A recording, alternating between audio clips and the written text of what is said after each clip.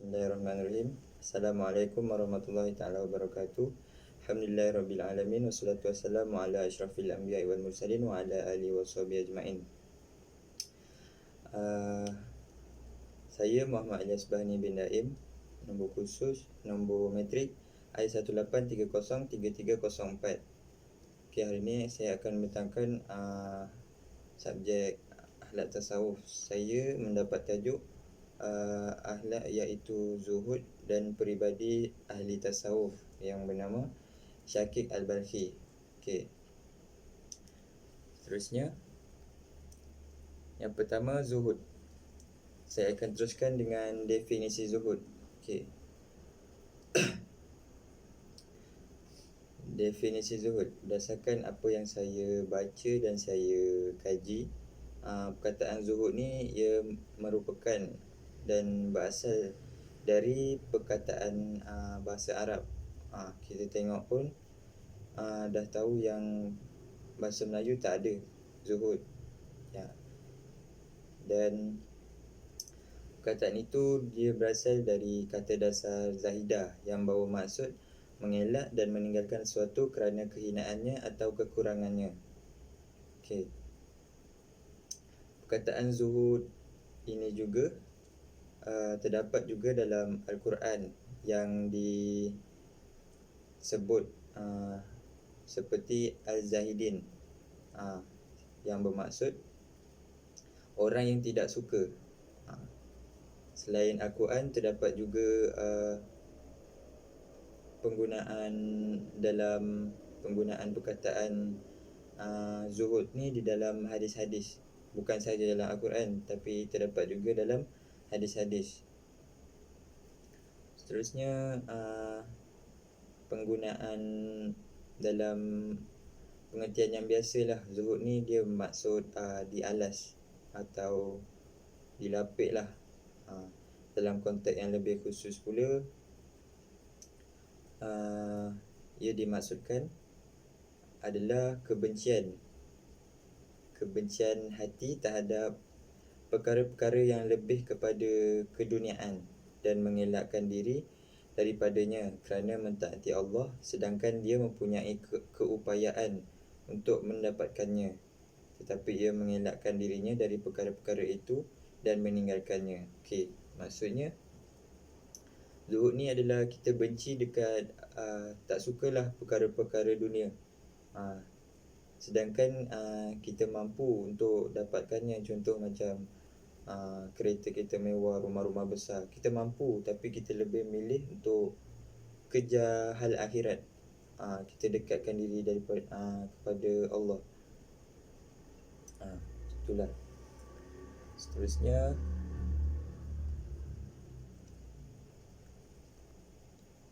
okey, dalil zuhud.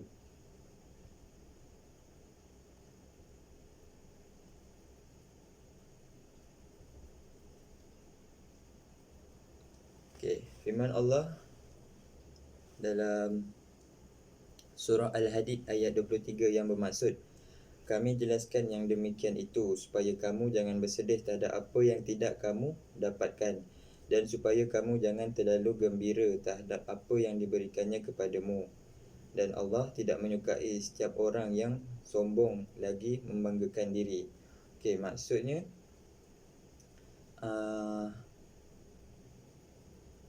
apa yang Allah bagi kat kita, kita jangan bersedih. Sebab apa yang Allah bagi tu, itulah rezeki kita, itulah yang terbaik untuk kita. Allah lagi tahulah daripada kita. Jadi kita jangan nak pertikaikan. Sebab tu kita kena terimalah apa yang Allah bagi kat kita. Dan Allah tak suka orang-orang yang sombong. Allah dah bagi kat kita tapi kita sombong. Kita macam kita dapat contoh rezeki banyak, tapi kita sombong. Kita duk tunjuk-tunjuk kat orang. Kita nak buat kebaikan, kita tunjuk-tunjuk kat orang. Jadi itu Allah tak sukalah. Seterusnya,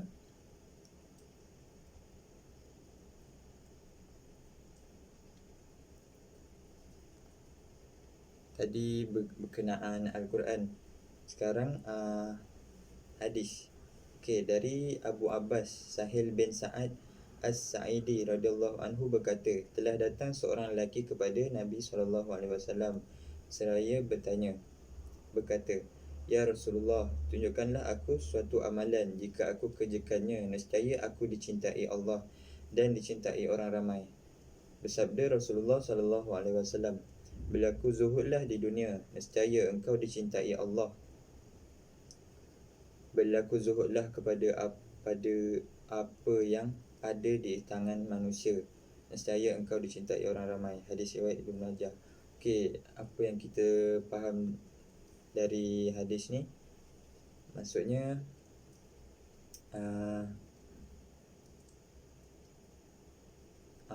kena zuhud lah. Kita merendah diri kepada Allah. Kita tahu kita ni siapa. Jadi kita banyakkan kejar hal akhirat berbanding hal dunia. Kalau kita kejar hal dunia, kita tak dapat akhirat. Kalau kita kejar hal akhirat, insya-Allah kita dapat dunianya sekali. Begitu jugalah kita zuhud dengan apa yang ada dekat tangan manusia. Bila orang tahu kita ni tak menunjuk-nunjuk, kita tak bermegah-megah, jadi kita akan dicintai Allah lah. Kita akan dicintai orang ramai. Okey, seterusnya tingkatan-tingkatan zuhud.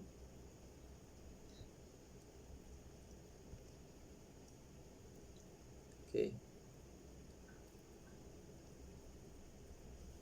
tingkatan-tingkatan zuhud ni kita dapat dibahagikan kepada 3, iaitu zuhud paling rendah, zuhud yang pertengahan dan zuhud yang paling tinggi. Okey. Yang pertama, zuhud yang paling rendah. Zuhud yang paling rendah ia adalah zuhud dari perkara-perkara keduniaan. Maksudnya iaitu walaupun kecenderungan kepada keduniaan itu masih ada dalam dirinya, tapi ia sentiasa berijtihad untuk cuba menjauhkan dirinya dan cuba mengelak daripadanya. Maksudnya dia walaupun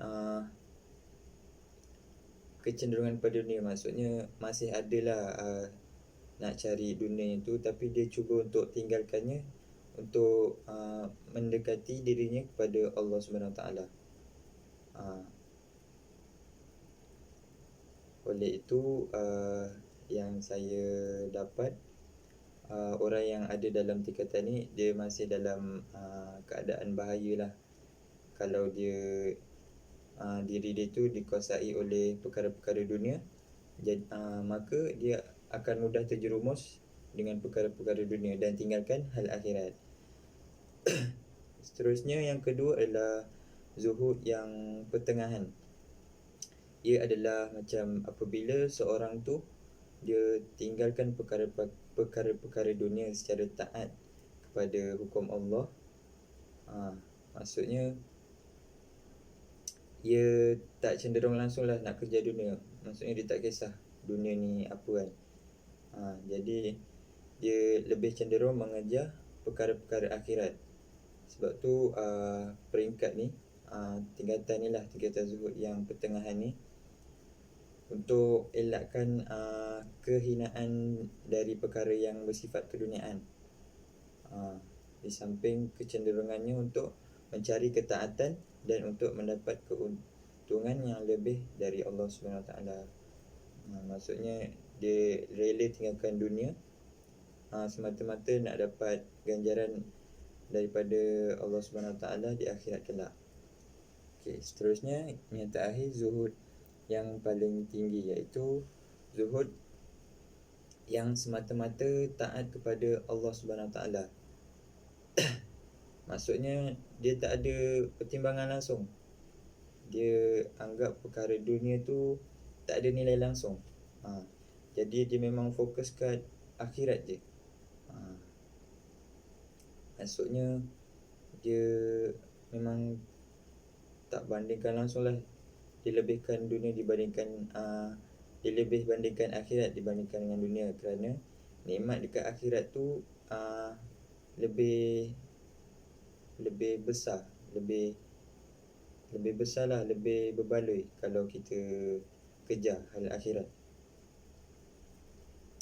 Okey, seterusnya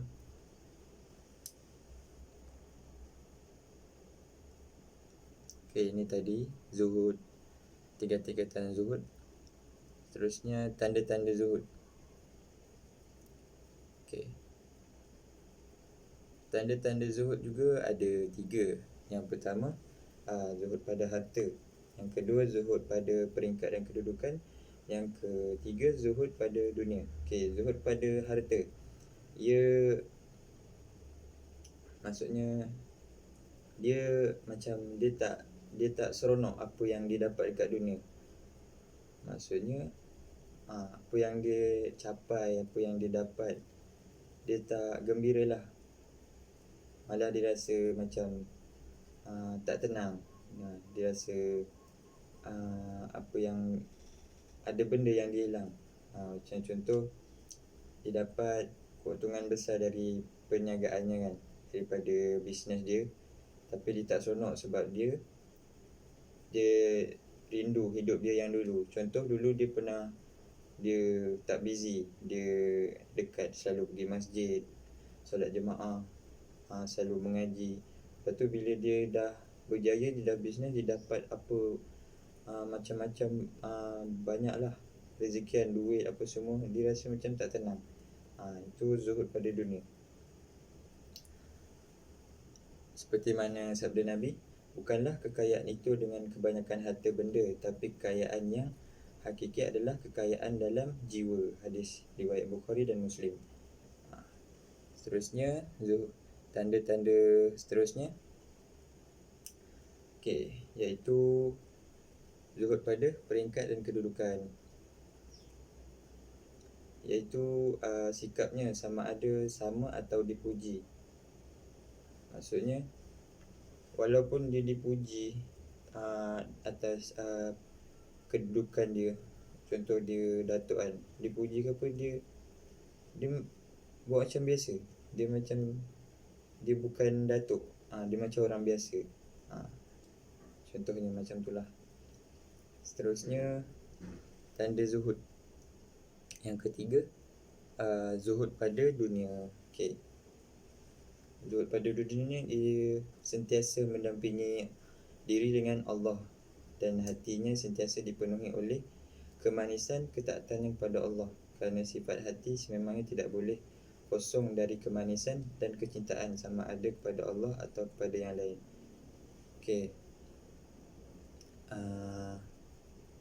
Maksudnya dia lebih mengejar rahmat Allah. Dia tak ada, dalam hati dia tu tak ada isi dunia. Dia lebih kepada hal akhirat, sentiasa ingat Allah. Dan dunia ni dia fikir hanyalah pinjaman dan tak ada apa-apa. Seperti itu. Seterusnya, kepentingan zuhud. Yang pertama, dapat menimbulkan kecenderungan untuk mengelak dan mengisikan diri dari perkara-perkara keduniaan kerana taat kepada Allah. Seterusnya, dapat menimbulkan kecenderungan hubungan yang tinggi di antara manusia dengan Allah SWT. Dan yang ketiga, dapat memahami bahawa dunia hanyalah bayang-bayang dan khayalan yang akan lenyap. Seterusnya, peribadi Syakik Al-Balkhi. Latar belakang biodata Syakik Al-Balkhi. Nama sebenarnya ialah Abu Ali Syakik bin Ibrahim Al-Balkhi. Beliau lahir di Balkhi, Afghanistan. Menurut riwayat, Balkhi merupakan sebuah perkampungan sufi yang terkenal. Seterusnya, mempunyai kunyah Abu Ali Al-Balkhi. Lama Al-Balkhi di belakang namanya tu dikaitkan dengan daerah tempat ia dilahirkan. Tadi itulah di Balkhi, Afghanistan. Wafat pada 149 Hijrah atau 810 Masihi di wilayah Khatlon, Tajikistan. Beliau termasuk dalam golongan Syekh Sufi di Khurasan.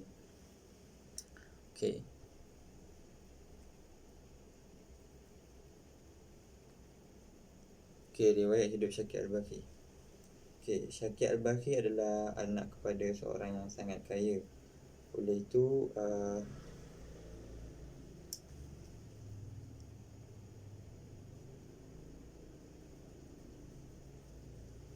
okey, dia pernah berdagang ke Turki ketika masih muda. Waktu berdagang tu dia ada masuk ke dalam satu tempat penyembahan berhala. Waktu dia dah masuk tu, dia ada nampak seorang penjaga tempat tu lah, tempat berhala tu. Dia yang berkepala botak dan memakai pakaian berwarna hijau. Syakir berasa hairan dan tidak dapat duduk diam. Jadi dia dekat dia datang ke orang tu. Dia tanya, "Wahai pelayan, sungguhnya kamu memiliki Tuhan yang maha menciptakan, maha hidup, maha tahu dan maha kuasa. Maka sembahlah dia dan jangan menyembah bahala-bahala yang tidak bisa mencelakakan dan menguntungkan." Lepas tu yang penjaga tempat ibadah tu dia berkata, "Jika benar dia maha kuasa, kenapa dia tak berkuasa memberimu harta di daerahmu sendiri sehingga kau tak perlu jauh-jauh berniaga mencarinya di daerah orang? Kenapa pula kau bersusah payah mencari harta jika dia berkuasa memberikannya untukmu?" Berkatanya lagi. Lepas dia apa yang dicakap oleh penjaga tempat tu,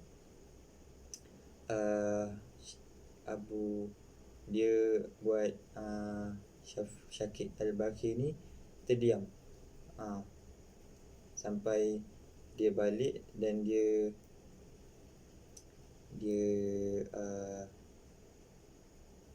balik ke tempat asal dia dan berniat untuk menjalani hidup yang zuhud.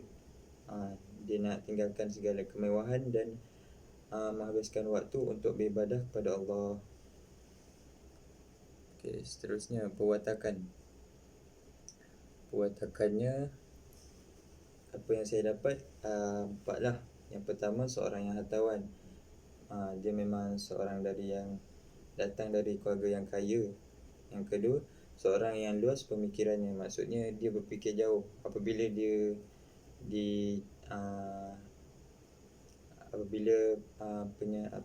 penjaga tempat tu dia berhujah, dia berfikir, dia luaskan pemikirannya lah. Sebab tu dia balik untuk berniat untuk hidup zuhud. Okey, seterusnya seorang yang cepat melakukan tindakan. Maksudnya dia cepat bertindak.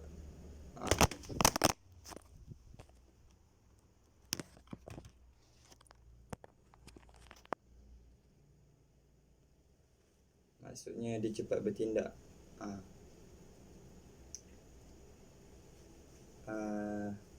Terusnya, salah seorang yang hidup dalam keadaan zuhud. Macam kita tahu dia memang hidup dalam keadaan zuhud lah. Terusnya, pendidikan. Okey. Beliau termasuk dalam golongan Syekh Sufi di Khurasan. Berguru dengan beberapa orang guru. Antara gurunya ialah Ibrahim Ibnu Adham dan Rabi' Al-Basri. Beliau lebih tekun tentang berbagai ilmu hadis dan sunnah. Menjadi guru kepada seorang yang bernama Hatim Al-Hashim.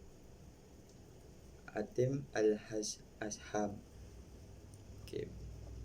Sumbangan beliau yang saya dapat adalah berupa kata-kata hikmah. Antaranya ialah, "Jika kamu ingin mengetahui kejujuran seseorang, lihatlah janji Allah dan apa yang dijanjikan manusia. Apakah ia lebih mantap hatinya kepada janji Allah atau janji manusia? Selain itu, ketakwaan seorang itu boleh dilihat